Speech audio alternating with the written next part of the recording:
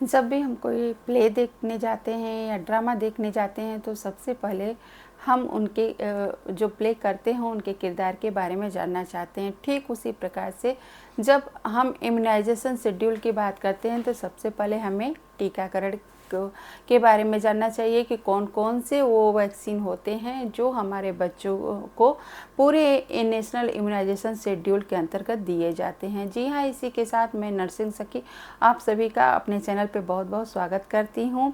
और जहाँ होती है बात मेडिकल की नर्सिंग के साथ, तो इस आज के वीडियो में हम बताने वाले हैं कि पूरे जो इम्यूनाइजेशन शेड्यूल की कहानी है वो कौन कौन से वैक्सीन के द्वारा बनाई जाती है। अगर आप पूरे वैक्सीन के बारे में जान लेते हैं तो फिर नेशनल इम्यूनाइजेशन शेड्यूल जानना बहुत आसान हो जाएगा। तो यहाँ पर हम देख सकते हैं कि जो मातृ एवं बाल सुरक्षा कार्ड है उसमें यहाँ पर एक जगह पूरे वैक्सीन का नाम लिखा हुआ है और वो कितनी डोज दी जाती है पूरे नेशनल इम्यूनाइजेशन शेड्यूल के अंतर्गत। तो इसी के बारे में आज ये वीडियो है ताकि आप यह जान सकें। और इसके बाद जो नियमित टीकाकरण में किस तरीके से बच्चों को लगाई जाती है, कब कब लगाई जाती है, किस रूट से लगाई जाती है, जब इस पे बात होगी तो आपको अच्छी तरीके से समझ में आ जाएगा। तो ये तो दूसरे वीडियो में इसकी बात होगी। आज केवल इसकी ही बात है कि वो कौन कौन से वैक्सीन हैं जो पूरे नेशनल इम्यूनाइजेशन शेड्यूल के अंतर्गत बच्चों को दी जाती है। यानी वैक्सीन के टाइप से भी बात होने वाली है, वैक्सीन के प्रकार पर बात होने वाली है इस वीडियो में। तो टीकाकरण की आवश्यकताएं करके है, उसी में टीकाकरण का नाम दिया है, उस वैक्सीन का नाम दिया है। तो कौन कौन से वैक्सीन हैं जो बच्चों को लगाए जाते हैं, तो BCG, hepatitis B, OPV, IPV, penta, PCV, rota, MR, JE, DPT। ये उन लोगों के लिए भी जानना ज़रूरी है जो राइस की ट्रेनिंग आजकल कर रहे हैं, तो इसके बारे में सभी को जानना बहुत ज़रूरी है। तो सबसे पहले लिखा है यहाँ पे BCG वैक्सीन के बारे में, दूसरे नंबर पे इंजेक्शन हेपेटाइटिस बी के बारे में, ओरल पोलियो वैक्सीन के बारे में तीसरे नंबर पे। तो यहाँ पे पहले दूसरे तीसरे नंबर पे क्यों लिखा है, इसलिए लिखा है कि जैसे ही बच्चा जन्म लेता है सबसे पहले जो वैक्सीन होती है वो नेशनल इम्यूनाइजेशन शेड्यूल के अंतर्गत एट बर्थ यही 3 वैक्सीन उसको दिए जाते हैं। इसीलिए हम अपने वीडियो के माध्यम से भी माताओं बहनों से अपील करते रहते हैं कि आप हमेशा सरकारी संस्थान में डिलीवरी कराएं, इंस्टीट्यूशनल डिलीवरी कराएं, जहां पर आपके बच्चे को एट बर्थ वैक्सीन भी लगाया जाता है। और ये बहुत ज़रूरी है बच्चों के लिए। लेकिन आप भी सोचते होंगे कि बच्चा जैसे जन्म लिया उसे इतनी जल्दी क्यों हो वैक्सीन लगाने के लिए। तो जी हाँ, हमारे भारत सरकार का मानना है कि जैसे ही बच्चा जन्म लेता है तो अपने परिवार वालों के संपर्क में पहले आता है, फिर जब वो अस्पताल से डिस्चार्ज होकर के माँ के साथ जाएगा घर, तो वहाँ पे जो उसकी कम्युनिटी है उसके संपर्क में भी आएगा। तो हो ना हो कोई ना कोई TB से इफेक्टेड हो सकता है, जिसके संपर्क में बच्चा अगर आता है तो क्या इस बच्चे के भी बीमारी होने की संभावना हो सकती है। तो इसीलिए देखिए कितनी अच्छी सोच है कि जब बच्चा अस्पताल से माँ के साथ डिस्चार्ज होकर के अपने घर जाता है तो उसके अंदर ही जो 48 आवर्स तक महिला माँ और बच्चे अस्पताल में रहते हैं, उसी टाइम के अंदर हम बच्चे को क्यों ना वैक्सीनेट कर दें कि जब जैसे ही बच्चा जाएगा तो TB जैसी देखिए महामारी है, कितने उसके लिए प्रचार प्रसार हो रहे हैं, लोगों को बचाने के लिए जागरूक किया जा रहा है।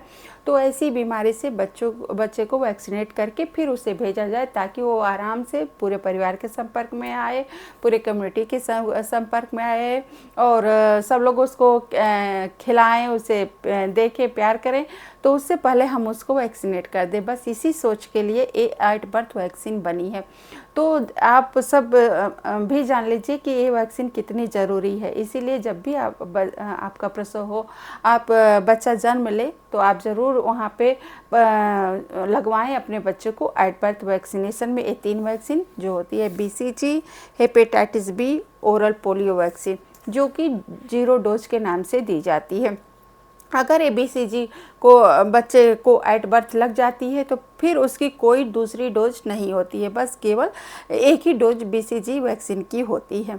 इसी तरह हेपेटाइटिस बी का इंजेक्शन है और बच्चे को BCG पूरे जीवन भर एक ही डोज बस उसके जीवन में है और ये पूरे उसके जीवन भर TB जैसी खतरनाक बीमारी से उसका बचाव करेगी। इसी के साथ हेपेटाइटिस बी के नाम से भी जो वैक्सीन एट बर्थ 24 घंटे के अंदर दी जाती है उसकी भी केवल एक ही डोज है और इंजेक्शन हेपेटाइटिस बी करके फिर कोई दूसरी डोज नहीं दी जाती है, क्योंकि ये पेंटा वैक्सीन में फिर इंक्लूड हो जाता है। पेंटा जो कि कंबाइंड वैक्सीन होती है, 5 वैक्सीन की कंबाइंड एक वैक्सीन बनाई गई। तो हेपेटाइटिस बी के नाम से भी ये बच्चों को केवल एट बर्थ 24 घंटे के अंदर एक ही डोज इसकी दी जाती है।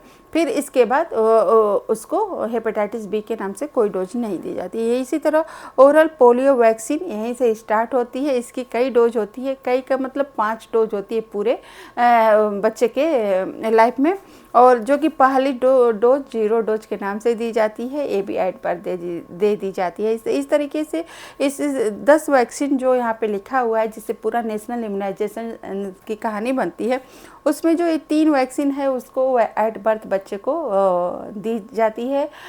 माँ को डिस्चार्ज करने से पहले ही बच्चे को, अगर बच्चा बिल्कुल स्वस्थ है तो उसको वैक्सीनेट कर दिया जाता है, जिसमें BCG और हेपेटाइटिस बी की कोई दूसरी डोज नहीं होती है। ओरल पोलियो वैक्सीन की 2 डोज सभी को पता है, इसकी 5 डोज होती है पूरे उस लाइफ सर्कल में। इसी के साथ IPV क्या है, तो ये भी पोलियो की ही वैक्सीन है, लेकिन यहाँ पे IPV यानी इनएक्टिवेटेड पोलियो वैक्सीन के नाम से जानी जाती है। लेकिन यहाँ पे क्या होती है, यहाँ पे ये ओरल ड्रॉप था यानी मुंह के द्वारा दिया जा रहा है, और यहाँ पे ये इंजेक्टेबल हो जाती है यानी इंजेक्शन फॉर्म में इसको दिया जाता है। अगर वो इसके डोज की बात करें तो इसकी केवल 2 डोज लगती है पूरे लाइफ सर्कल में। बच्चे को इम्यूनाइजेशन शेड्यूल के अंतर्गत इसकी 2 डोज दी जाती है। ये भी बच्चे को पोलियो जैसी खतरनाक बीमारी से बचाने का काम करता है। एक तरीके से ओरल पोलियो वैक्सीन की इनएक्टिवेटेड पोलियो वायरस वैक्सीन जो है पूरक है। तो इस तरीके से आपने समझा OPV और IPV के बारे में, ठीक है। इसके बाद समझते हैं पेंटा वैक्सीन। पेंटा वैक्सीन क्या है, तो याद रखिएगा हमेशा जो पेंटा वैक्सीन होती है इसमें 5 वैक्सीन का एक कम्बिनेशन होता है। पेंटा शब्द में अब भी ध्यान से देखेंगे तो 5 यहाँ पे लेटर हैं, 5 लेटर है ना, पेंटा PENTA, पेंटा में 5 अक्षर हैं। तो उसी तरह ये 5 प्रकार के वैक्सीन का कम्बिनेशन है, यानी 5 प्रकार की बीमारी से बच्चों को बचाता है। इसकी डोज की बात करें तो पूरे नेशनल इम्यूनाइजेशन शेड्यूल के अंतर्गत इसकी 3 डोज बच्चों को दी जाती है। पेंटा के बारे में एक बार और बता देते हैं कि 5 जो होती है वो होती है डिप्थीरिया, टिटनस, होपिंग कफ जिसे काली खांसी के नाम से भी जानते हैं, हेपेटाइटिस बी, और इसमें हिप इन्फेक्शन से बचाता है। हिप का मतलब है कि हीमोफिलिस इन्फ्लुएंजा टाइप बी को शॉर्ट फॉर्म में हिप कहते हैं, HIV यानी हिप के नाम से जानते हैं। तो इस तरीके से पेंटा 5 वैक्सीन का कम्बिनेशन है और इसकी पूरे नेशनल शेड्यूल के अंतर्गत 3 डोज ही दी जाती है। इसके नीचे बात करते हैं तो PCV है। PCV का फुल फॉर्म होता है न्यूमोकोकल कॉन्जुगेट वैक्सीन। ये वैक्सीन PCV जो होती है ये बच्चों को न्यूमोनिया जैसी खतरनाक बीमारी से बचाती है, क्योंकि बच्चे छोटे होते हैं तो जब भी सर्दियों का मौसम आता है सबसे ज़्यादा ये इफेक्टेड होते हैं तो न्यूमोनिया से होते हैं। तो उससे बचाव करने के लिए PCV की वैक्सीन दी जाती है। PCV का फुल फॉर्म है न्यूमोकोकल कॉन्जुगेट वैक्सीन। अगर पूरे इसकी कितनी डोज होती है तो पूरे नेशनल इम्यूनाइजेशन के अंतर्गत इसकी 3 डोज दी जाती है बच्चों को। इसके अलावा रोटा वायरस है। रोटा वायरस हमें बच्चे को डायरिया से बचाता है, और ये रोटा वायरस और OPV ही 2 वैक्सीन है जो ओरल दिया जाता है, मुंह के द्वारा दिया जाता है, ड्रॉप के माध्यम से दिया जाता है। तो इस तरीके से आप थोड़ा अलग याद कर सकते हैं, माइंड में रख सकते हैं कि OPV भी ओरल दिया जाता है, ड्रॉप के माध्यम से दिया जाता है, और रोटा वायरस का भी हम ड्रॉप के माध्यम से ही ओरल देते हैं। तो इसके अलावा जो वैक्सीन है सारे इंजेक्टेबल ही होते हैं। ये मैंने बताया कि आप इस तरीके से जान सकते हैं, क्योंकि अगर आप मेडिकल के क्षेत्र में हैं तो आपको सारी चीज़ें क्लियर जानना बहुत ज़रूरी होता है। तो इसलिए मैंने बताया। रोटा भी पूरे, अगर नेशनल इम्यूनाइजेशन शेड्यूल की बात करें तो इसकी 3 डोज बच्चों को दी जाती है। इसी के साथ अब है MR यानी मिजल्स रूबेला की वैक्सीन। ये मिजल्स और रूबेला रोग से बचाता है। कभी कभी इसका हम लोग देखते हैं कि इसका बड़े पैमाने पे बच्चों को स्कूल अभियान चला करके लगाया भी जाता है कभी कभी सरकार के द्वारा। लेकिन अगर नेशनल इम्यूनाइजेशन शेड्यूल के अंतर्गत देखा जाए तो इसकी 2 डोज बच्चों को दी जाती है। इसके अलावा है जापानीज इंसेफ्लाइटिस।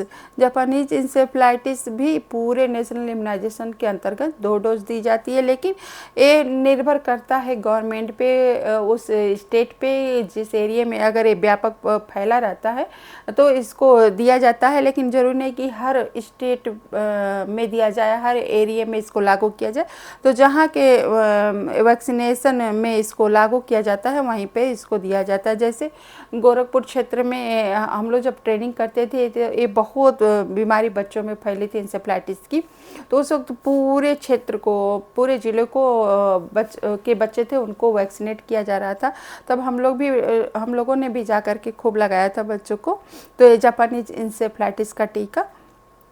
तो इस तरीके से ये डिपेंड करता है कि किस स्टेट में है जापानीज इंसेफ्लाइटिस फैला हुआ है, किस तरीके का वहाँ की एरिया है, तो इस तरीके से इसको लागू किया जाता है। फिर भी अगर नेशनल इम्यूनाइजेशन शेड्यूल के अंतर्गत देखा जाए तो इसकी केवल 2 डोज है यहाँ पे लिखी हुई।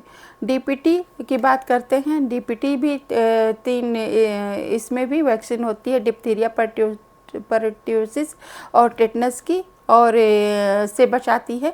इसकी पूरी नेशनल इम्यूनाइजेशन शेड्यूल के अंतर्गत केवल 1 डोज है जो बूस्टर डोज के नाम से दी जाती है। इसके अलावा TT को इसके अंतर्गत नहीं लिखा गया है, लेकिन जब बच्चा 10 साल का होता है और 16 साल का होता है तो उस वक्त भी TT की डोज दी जाती है। तो इस तरीके से पूरा इम्यूनाइजेशन शेड्यूल पूरा होता है। तो इसीलिए मैंने सोचा कि आज पहले हम वैक्सीन के बारे में बताएं कि आप वैक्सीन से परिचित हो जाएं, तो इसके बाद जो इसका नियमित टीकाकरण है इसके बारे में जानना बहुत आसान हो जाएगा। और इसके बारे में भी अगली वीडियो में यहीं से स्टार्ट करूँगी, इसके बारे में बनाऊँगी, तो आप सब देखिएगा। तो इसी के साथ have a good day. Thank you all of you. बिल्कुल मेरे वीडियो को आप सब लाइक करिएगा, शेयर करिएगा, कमेंट करिएगा और सब्सक्राइब करना तो बिल्कुल मत भूलिएगा। Have a good day. Bye bye bye.